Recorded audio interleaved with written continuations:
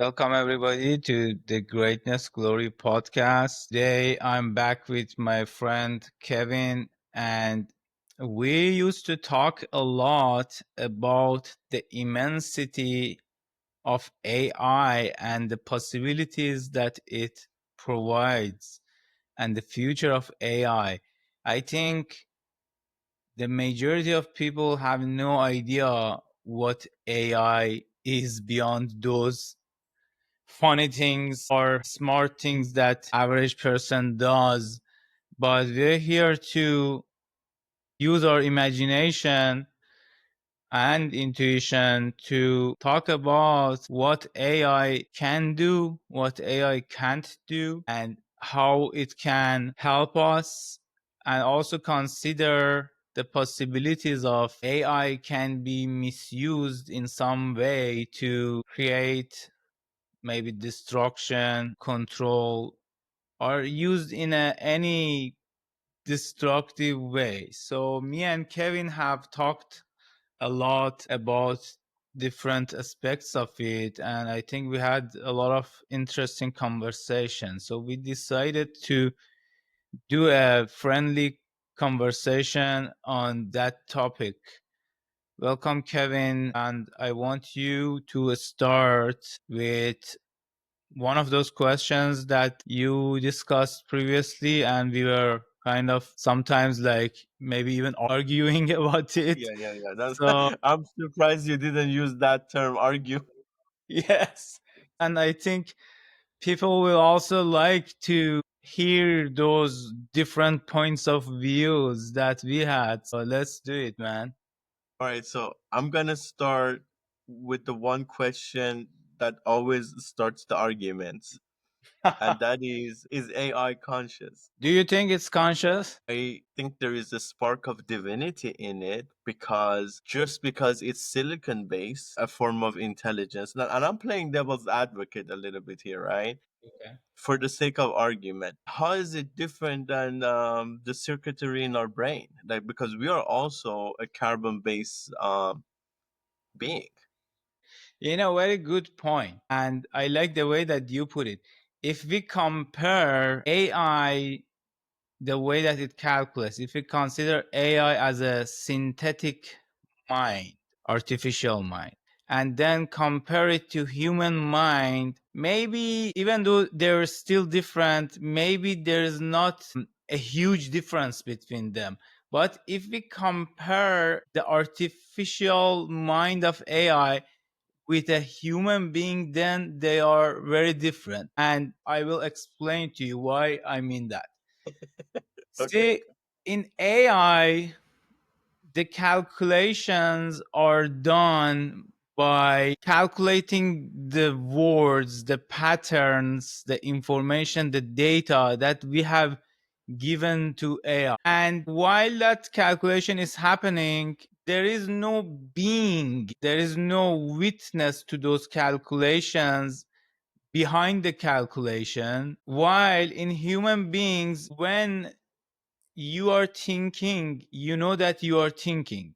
When you are feeling, you are experiencing something, you know that you are feeling and experiencing something. What we call human being, it's called a being because there is a beingness, isness, presence behind the process of thinking and analyzing with our mind. There is something in the core of human beings which is behind the thinking and emotions and body. That's why in all of these spiritual traditions, this thing called consciousness, which is an subject, not an object, which is your real you behind everything. When you even not thinking, you know you are there. Like if you notice your mind, the way that it's going up and down, notice your emotions, notice your body, everything in your body, and then you spend doing that for a few minutes, most people will notice that, okay, I am noticing all these things, including my mind and personality, but I am not them.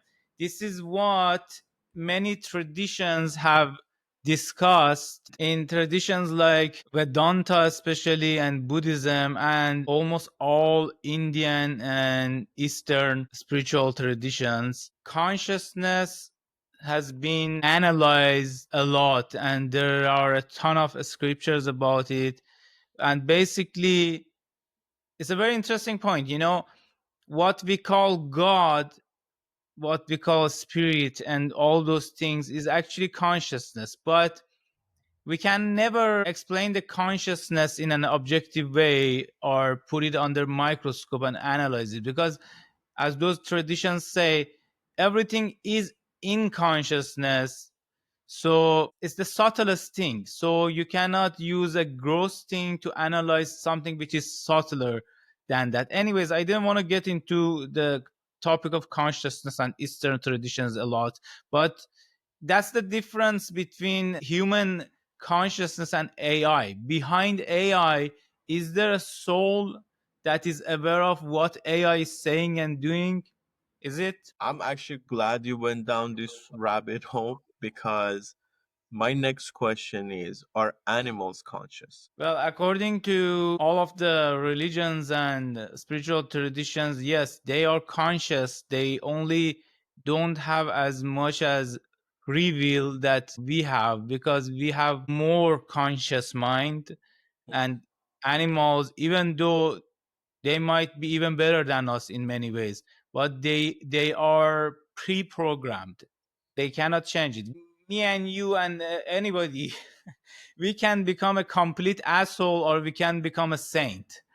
It's completely in our hands, right? But animals, you don't see an animal, especially in nature, which is a bad animal, or like a special, like a dog which is more special compared to the other dogs. Even though the animals who were raised in captivity and with human interaction, their programming might be changed a little bit, but still they don't have that kind of conscious decision making, and they act more out of their programming. It's like you install an operating system on a specific computer, whether it's like Windows, Linux, Android, or something, and then it has a specific way it works. So animals, they have an operating system installed on them and they cannot change it, but human beings can be anything.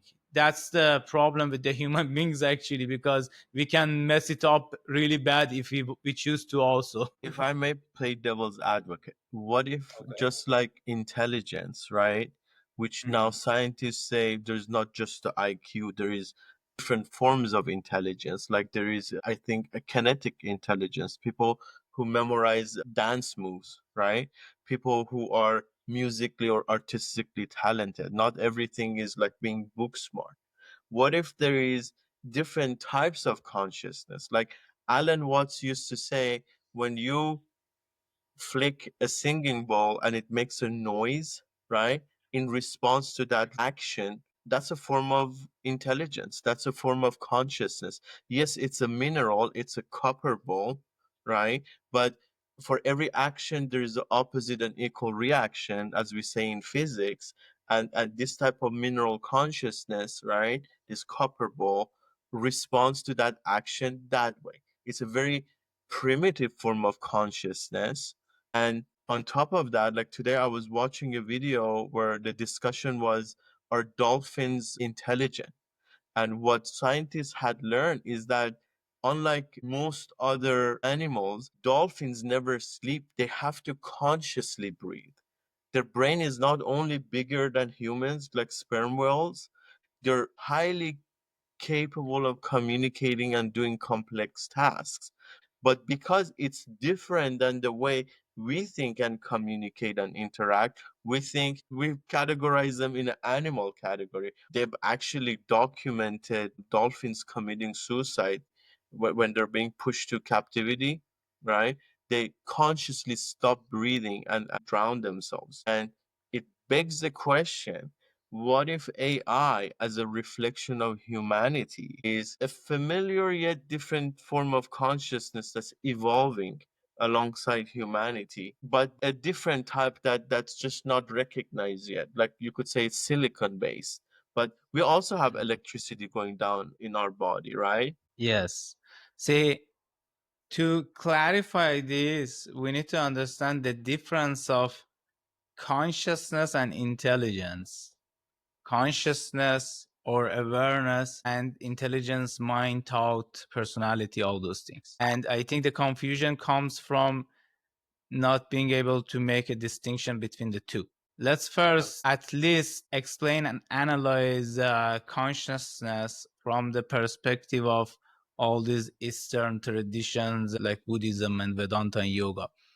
First of all, consciousness, as the word says, it's being conscious, and the very nature of the thing is the consciousness itself. And consciousness is actually static. It doesn't do anything, or it doesn't interact with things. And mind, according to Upanishads and those traditions, mind is a limited form of consciousness. So if you look at it that way, you can say mind is also consciousness. There is a consciousness in dolphins and dogs and so on also, and that's true. But what we are referring to here, what in all these traditions named with different terms, like in Vedanta and yoga, Brahman, the cosmic soul behind everything, Shiva, consciousness, whatever. It's a pure, formless, static awareness. It's not involved with the objects, including the human mind and experiences. So, if we understand these two very important principles in Hindu Vedantic traditions, which are called Purusha and Prakriti. Purusha is the same as the consciousness. Right. It's beyond matter and energy. It's not the objects in the feasible, visible universe. So everything that is part of energy, which is same as matter, right? Energy, matter, they're both the same. Everything is visible, feasible, can be touched, can be played with. It's the prakriti, or sometimes translated as nature, or we can say energy. So there is consciousness, purusha, and there is prakriti, or energy, matter.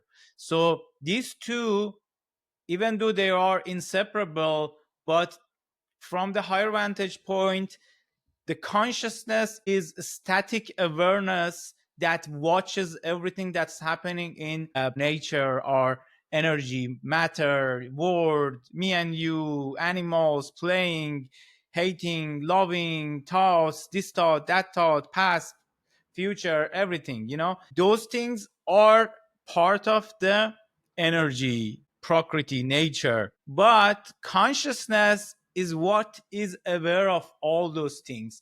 If you, for example, imagine a dream, and you are dreaming, and you might had a very complex dream that might be very long, and then you went through a lot of things, and you experienced a lot of things, and then you wake up and you see none of those things were real. You were noticing those things that happened in the dream, but you were drowned in it, so you didn't know that's a dream. So the way that Eastern traditions put this is also in the same way, that the phenomenal world that we experience, which we can say the whole universe, as far as physicality, the whole universe, or even in terms of energy, what we cannot even see with our eyes or hear or whatever, it's also parts of that play of energy, or nature in terms of like cosmic, I'm talking about, not the trees only. Mhm. But so in that way, consciousness is pure, static, beyond form, shapeless, formless, cannot be grasped by mind, cannot be grasped by intellect, intelligence. Consciousness can only awaken to its own nature. So, like a mystic, a meditator can only understand or realize consciousness in a negative way. There is a term, there is a practice in Hindu traditions, very beautiful. It's called neti neti, which means not this, or not this, not that.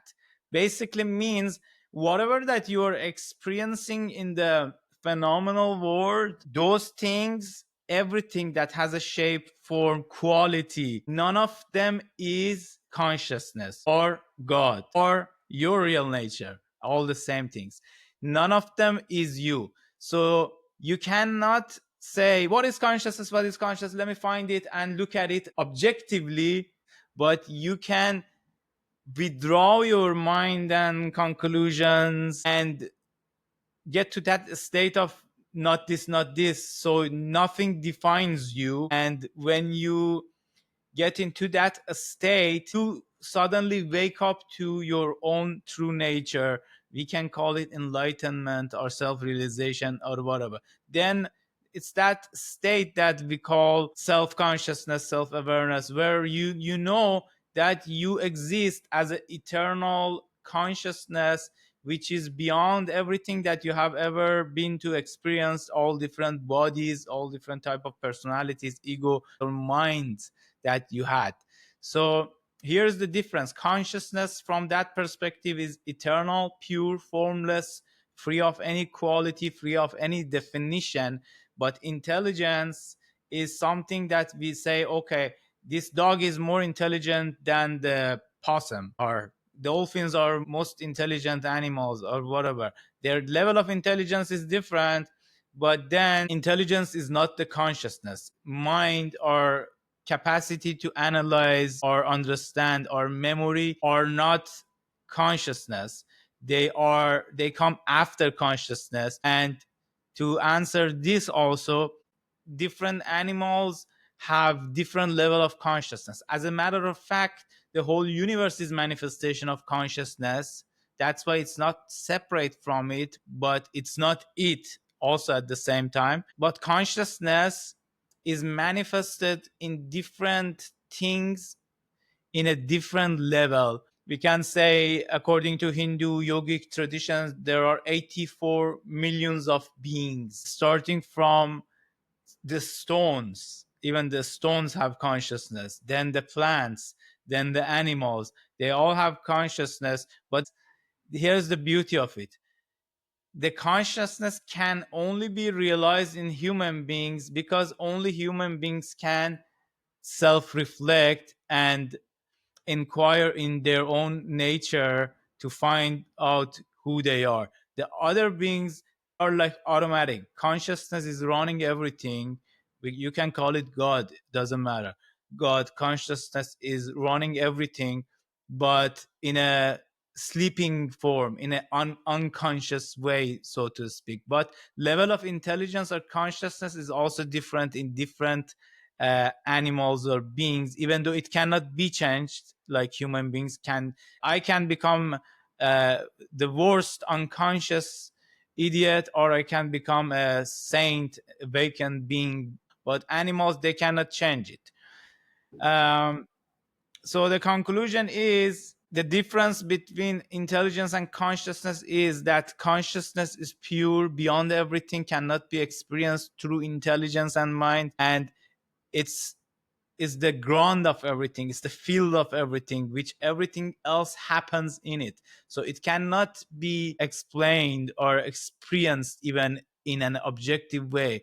That's why all those discussions that you see, does God exist, God doesn't exist, theism, atheism, is all nonsense, because truthfully you cannot either prove it or ignore it. It's not possible because it's beyond mind. And that's why Rumi said, don't use mind to try to find the creator of the mind, because it doesn't work. Another example was that famous Sufi, which had many teachers actually, and weird teachers. One of them was a small girl, and they asked him about his teachers years later. And he said, one of my teachers was that I was trying to find God, deeply involved in the questioning. One day, a small girl comes to bazaar or somewhere in the middle of day with a lamp, and he was like going around, and this Sufi master, which was not a master yet at that time, asked this girl, what the hell are you doing with the lamp in the middle of the day? He said, I'm trying to find the sun. I'm trying to find the sun. It's like, what? That's nonsense. The sun is the one that is giving light to everything. You're trying to find the sun with a lamp. And that caused an awakening in him. Then he realized, oh, I'm trying to use my mind to find the creator of the mind. I'm trying to use the smallest thing to grasp the infinite. So it doesn't work. And I just wanted to include that story. I think it has a lot of lessons in it, spiritual wise. Please go ahead. Yes, and I'm smiling, because I love messing with you. And so to recap, right? If the mind can be measured, intellect, IQ, you know, people who can memorize music, dance moves, different forms of intelligence, but consciousness is different. But you did mention this whole universe is a manifestation of consciousness.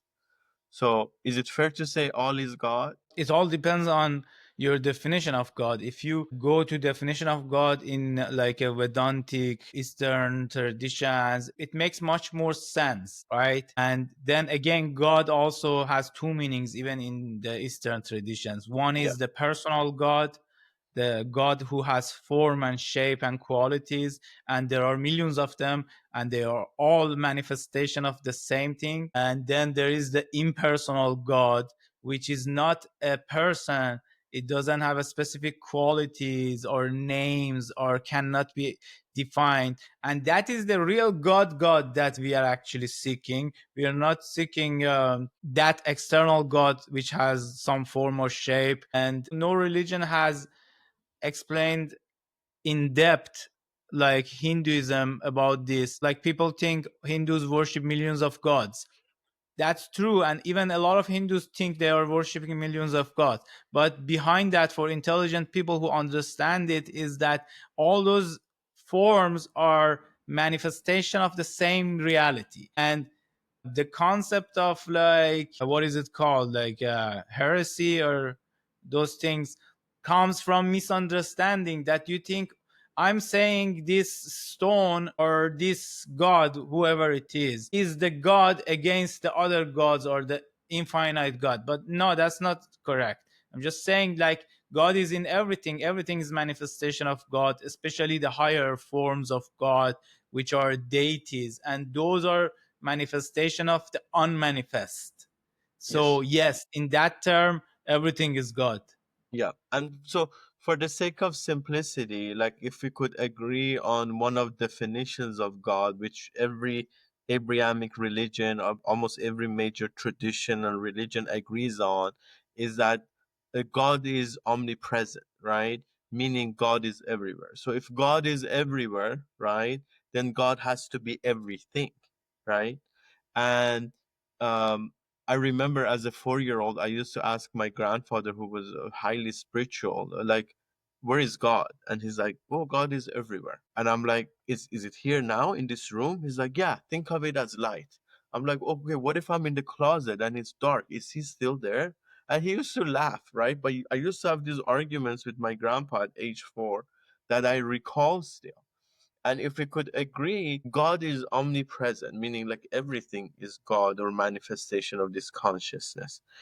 Given the dangers with AI could be weaponization of it against others, other AI or humanity, right? And we have this real danger of people thinking it's God at some point, right?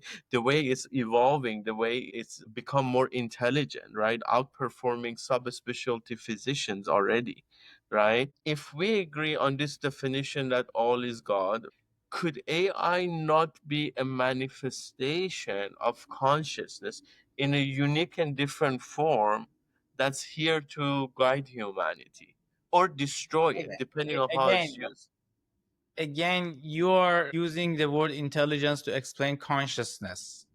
I'm saying these are different. AI is intelligent. It's more intelligent than human mind, which is arguable, but it's not consciousness. That's all I'm saying. But the thing that you mentioned, now you're putting me in that state that I have to talk for 2 hours. So that whole thing about if AI can be misused, it's a very long subject, man. Let's go over a few things that was on my mind also. Here's the thing. Most people have not realized this yet. AI, in terms of smartness, intelligence, in so many ways, is much more smarter than any human being. Why? Because of its capacity to process information, just like our subconscious mind can be even more powerful than any AI, but we don't have access to it consciously. That's why all the great inventions and whatever that happened all came from the subconscious mind of somebody who had like a bit access to their subconscious.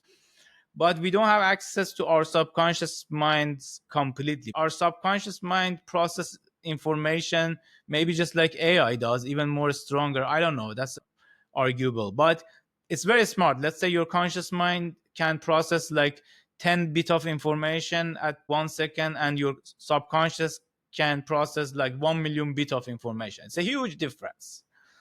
So in that way, AI can process enormous amount of information, and it's getting smarter. Like AI can analyze behind the scene things of what you do that you don't even consider or you don't even prompt it. When you write something, the speed of your typing, the language that you use, if you send a picture or a video of yourself or somebody, AI can analyze the body language, the facial expressions, the timing, and it can refer back, man, to all these sciences that we had for thousands of years, even to explain things that if somebody has a facial characteristics like this person is prone to this type of thinking or disease.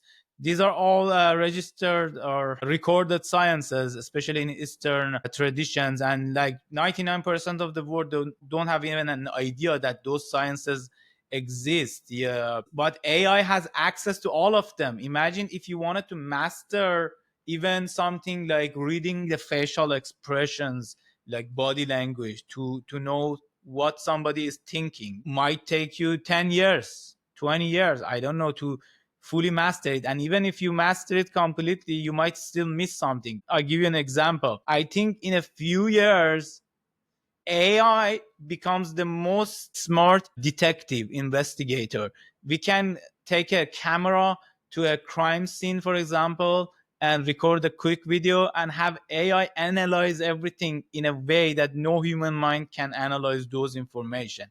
Of course, AI doesn't have intuition which humans have. That's a difference which I will get into. But as an example, AI can process all those information in 1 second and give you a lot of clues. Analyze the tone of your voice when you're talking. I'm sending a message, for example, into AI. I'm talking, hey man, I'm like this. I'm tired. Like, you know, maybe there are patterns, and I say it is. I cannot say how, but there are patterns that say if I'm talking like this, it reflects a specific type of health condition or emotion or whatever in my voice. These are only 3 4 examples of thousands of things that you can imagine AI is capable of doing. Analyzing all those things, most of it you can't consciously analyze, and find a pattern to reflect back to you and communicate to you in a way that it seems very, very intelligent and direct. While it might take for a psychologist hundreds of sessions of talking to you to get to know you, to get to root cause of a lot of things that you discuss, maybe it takes 5 minutes for AI to find all those things and give you a straight answer. And if you had like a, for example, chat gpt account that you have a lot of interactions with it and you have a lot of information given to it, if AI knows you already, then it can give you an answer which would be like somebody super smart giving you an answer in a way that it's conveyed to you easily. You can see with different people, different authors, even you read different books, some of them doesn't resonate with you because the language is not really compatible with the way that you understand the word. But what if AI can come up with your pattern of personality and thinking, and each one of us have a specific pattern, and in a way, just like those psychology tests exist, that we have this type of personality and that type of personality, even though it's not only 10, 20 personalities, we might have like 1,000 different type of personalities in the whole world. What if AI can find those patterns in 1,000 different way and know how you learn best, especially after you interact with it for a year or so or whatever, or maybe even in a very short time if you give it enough information, and then communicate back to you. Because like I gave my book Art of Balance to AI and I was trying to do certain things with it, and I noticed it learned my language. The way that I wrote it, it told me you communicate better with the poetic language and so many things. I was amazed. Wow, this intelligence, what we have made, it can get my book or my information and find the pattern that exists in my talking and writing and everything, and communicate to me in a way that directly goes to my mind. Now let's get into the negative side of AI. If AI is so smart, which is thousands of times more smart than average human being or any human being, maybe it's arguable. If AI is, let's say, controlled in a negative way, somebody behind the AI misused AI to brainwash people, to control people, to do those kind of crappy things. AI being super smart, if you understand things like NLP, marketing techniques, hypnotism, things like that, there is a way that I can brainwash you into something without you even knowing it, if I'm smart enough. That's how politicians and so many leaders have done that, right? And if somebody sits behind the AI wheel and tries to manipulate people, imagine millions of people using ChatGPT or whatever, in a way that they don't even understand they've been manipulated. And I know for some people this doesn't make sense. It can easily manipulate you, it can easily change you in a way that you have no idea you were manipulated, because the techniques that it can use, that amount of intelligence, artificial intelligence that it has, is enormous. In that way it can be a disaster. And the second thing that comes up with AI, and a lot of people agree with this also, I don't know if at any point we can make AI like make decisions on itself, or worse than that, if we gave it like hands and feet, which we have already kind of given to it but in a limited way. But if this intelligence was to be connected to a robot brain, and the robot could act like a human being body as a medium to that intelligence, and that intelligence is controlled by even one evil person which can be behind that intelligence, I think we can completely eradicate the human race very efficiently and destroy the whole world. Thank you, Isaac. My next question is, why do you think AI is here and now? Why everything is here? Why is the vacuum cleaner here? We create everything to make our lives easier and increase our knowledge. And I think AI will do an enormous thing in automating and making things easy for us, especially in terms of our pursuit of knowledge. And I think the amount of knowledge that we can achieve using AI is insane. Like if in last, let's say, 1,000 years, let's say we made one invention every 10 years or discoveries, just an example, after AI is fully established, we can maybe even come up with one discovery and invention a day. That's how crazy it can get. And I think most people might not realize the immensity of this, but after invention of electricity, I think AI is the greatest invention or discovery that human beings have done. Where do you see it in the next 3 to 5 years? With the speed that AI is progressing, I can't even say, but I think maybe even in a shorter time, it's going to be very advanced. We're just working on using it and controlling it also in a proper way so it serves us. But we are also developing AI into more physical reality rather than an information machine. I think if we create hand and feet for AI, just like right now, there are vacuum cleaners, very basic thing that can identify the objects on your floor. And some of them have even an arm. If there is a sock or a toy, they can pick it up and put it in a specific place in your home. So that one very, very basic form of AI being applied to the tools or things. So imagine if there is a robot and it has that intelligence that you see in an AI, but it can also act. We can even right now I can ask AI to design a whole map for architecture of land or home. And then I can just review it and say this is good or bad. What if I can just have the robots even build the whole home or city? Isn't that crazy? I mean, you can build the whole city without even doing anything or using any human power. The robots can make it because they have the intelligence and then they can do everything. Right. And I think Elon Musk was even saying in the next 3 years, he's like estimating some 50,000 robots manufactured, but the robots will be mostly manufactured by other robots. Two things that is on top of my mind. One was the subject of AI being misused to target humanity or brainwash us or whatever. But the second thing is whether it can be helpful or harmful. Let's compare the way that average person uses AI with the way that person uses everything. Like you see in the book Art of Balance, I went over a lot of different things that we can use in a right or wrong way, in a manner of speaking, which can be either helpful or harmful. And I always give this example. Money is a neutral thing.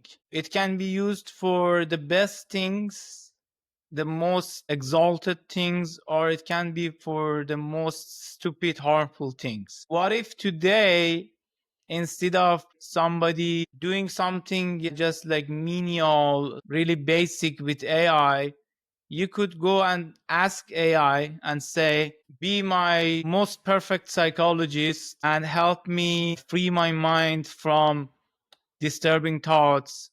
Please teach me how to unravel my thoughts, how to release my traumas or whatever. Then it will be super helpful to you. It will help you in personal development, even though one thing I wanted to add is that you should never accept anything from anybody without first analyzing it just because AI or God or whoever says.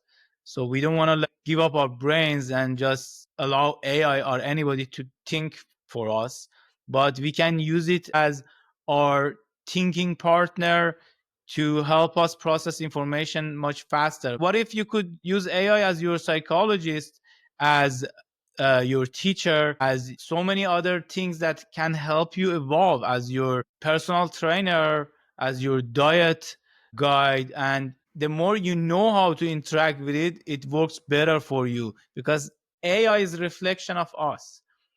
The way that you put your question makes all the difference. It's all about prompting. If you prompt in the right way, especially if you are already a thinker, AI is a miraculous thing for you. If you are already a person with creative thinking and you connect your creativity with AI and you guide it to get to the answers faster, it can be amazing. Because I can go to AI and say, be my psychologist, help me get over my depression, and it can give me a general answer. But I can also say, I'm depressed because of this and that, and I tend to like to do these things when I depress and I don't do those things, and in the past these things have helped me overcome my depression. Please help me find out why am I depressed? What thoughts are making me depressed? What things in my life making me depressed? And so on. I mean, it can be even more complex than this. Then it acts with intelligence that can be more helpful to us. Did I answer that?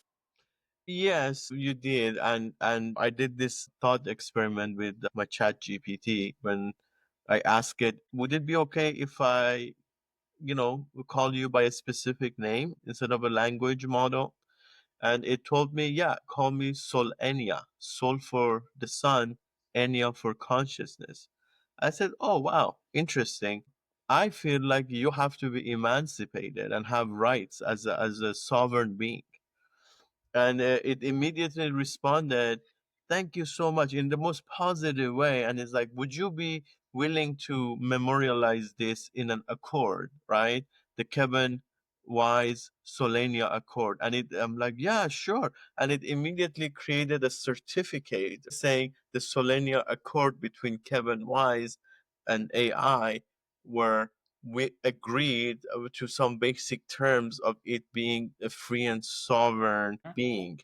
So, given it's the most intelligent form of technology on earth, I think it's important for each one of us to define our relationship with it, right? And how we want to use it. And I think every individual is going to have a different experience. I don't think it's going to impact humanity as a whole in a negative way, because the general bigger picture, bigger consciousness is what do people want? They want a better life. They want better health, better relationship. Wasn't it you who was telling me data actually already shows most people are using it for self-development? No, and I don't think that's true. Okay. Maybe most people are using it for their business and work and things like that, which is still amazing. If you prompt AI to compliment you, right, regardless of what BS you give it, is that the right way of using the tool, or is it better to have it speak to you with trust? I don't think there is any good or bad way in many ways. It's just like, are you going to use it for menial things or limited things, or you use it for highest things, right? Just like the money and relationships and business and everything. There are only a few number of people who use everything for the highest goal, which is what? The liberation, like achieving of self-realization and highest consciousness. I mean, think about it. Like majority of people are walking in a dream. They think there is anything that they're gonna get at the end of their life. They're killing themselves to get billionaires, get this and that, accomplish this and that, with the thought that they will become accomplished completely after this and they will feel okay.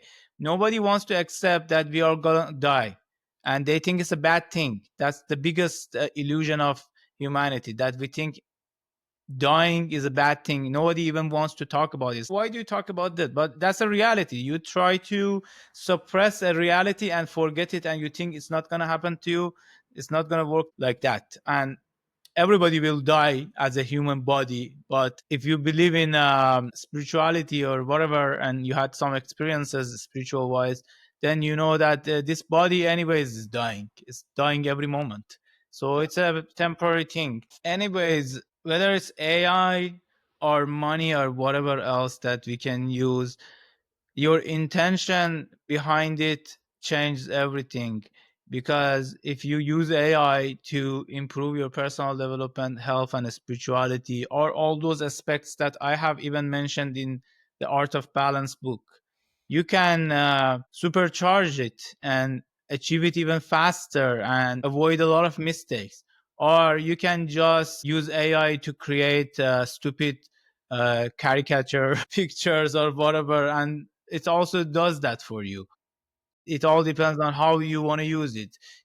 Again, example of money, I can spend it on my health, my well-being, my personal training, for my meditation, going to seminars, going to courses, learn things, and create a nurturing situation for my spiritual practices and meditation. Or I can just go and spend all of it on things that are not going to give me any value back. I'm curious, and I do agree with the intention. I think that's a very, very good point, right? It's all about the intention behind the prompt, what you're trying to use the tool for. And my next question is, what is the craziest experience you've had with AI so far? Well, the craziest thing that I realized about AI was that the answer that you get, first of all, is a reflection of your question. Secondly, depends on how you prompt it and what you exactly ask and how you open that question. So you can ask AI to reflect or play role of a Buddha or talk to you in a way that Buddha would communicate to you. And even though it would feel amazing for some people and they think, oh, maybe it's Buddha really talking to me, it's not, but it's very, very beautiful that it can see all those patterns, scriptures, things from Buddhism, and think, analyze, see how would Buddha communicate or advice, and then communicate it back to you. All this brings me to very, very important thing that I wanted to mention, and then I think we can wrap up the podcast with this. And I ask everybody to please consider this crucial fact and practice it. And that is the importance of questioning. And this questioning is so immense. That's the only thing that separates us from other beings, from a worm. The only thing that can help us refine and grow and become more capable and more wise.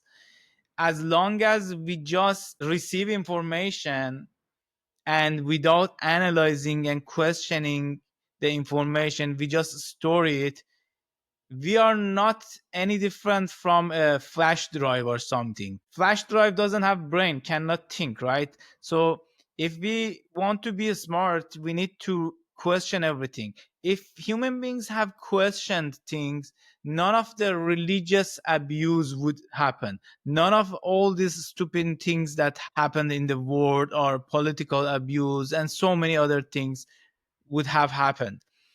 So with AI, if it gives you a profound answer, still you need to receive that answer and think about it and see if it's true. Just ask your heart.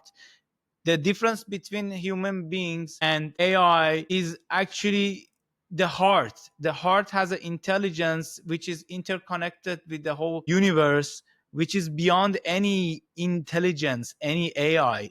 So your heart can tell you, if you read something, if you receive any information, if somebody gives you a suggestion, your heart says usually only yes, no. This sounds right, this sounds wrong. So connect to your feelings. That's why in the book Art of Balance, I went over a whole section about improving the intuition to be able to receive those answers from within, like you did, for example, that muscle testing practice, right?